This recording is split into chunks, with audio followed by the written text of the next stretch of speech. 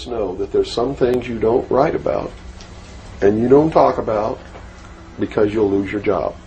And that's where the control is. And that's why they pay anchormen like Dan Rather $2 million a year. Because he doesn't question them. He knows that if he goes against them, he's going to lose $2 million a year. Do you think a man that looks pretty and sits in front of a TV camera for the 6 o'clock news is worth $2 million a year?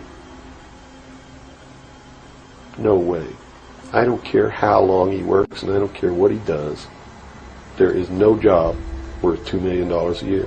That's why they pay athletes these fantastic salaries. I was listening to the radio the other day. They just contracted to pay one player on one team $6 million a year.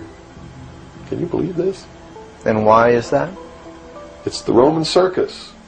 What does the emperor do when the people become restive, and when the people are asking questions, and when the people don't like the policies of the emperor?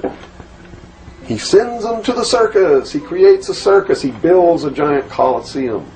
And he begins to throw the Christians to the lions. And he has great chariot races and football games and basketball games, all to keep the idiots preoccupied with things that don't mean anything in the scheme of the entire world, so that they don't have the time to learn what the truth is, so they don't ever get smart enough to learn how they're being manipulated, so they don't ever question the emperor. That's why they pay a player on a football team or a baseball team $1 million or $2 million or $3 million a year. It is the Roman circus. I know men who don't know anything in the world except who plays third base for the Mets. And they think that's a great accomplishment. And they meet and pat each other on the back and bond and go have cocktails and talk about what this guy that plays third base for the Mets did in last night's game. It's sad. It's really sad.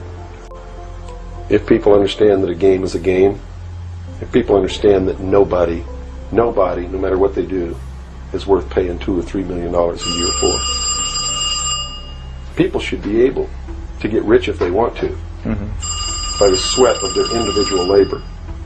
Okay? By going out and doing something for the world. Not by taking people's minds away from the emperor. It's a game. Football's a game. Football's a game. But let me tell you something. When 150 of the most powerful men and women in the world can meet in secret in Baden-Baden, Germany, and plot the fate of billions, and nobody even cares about it, but 6 football players go to lunch together, and it's in the headlines across the country, you have a reflection of the society in which that exists. And it is a sick society that is doomed to self-destruction.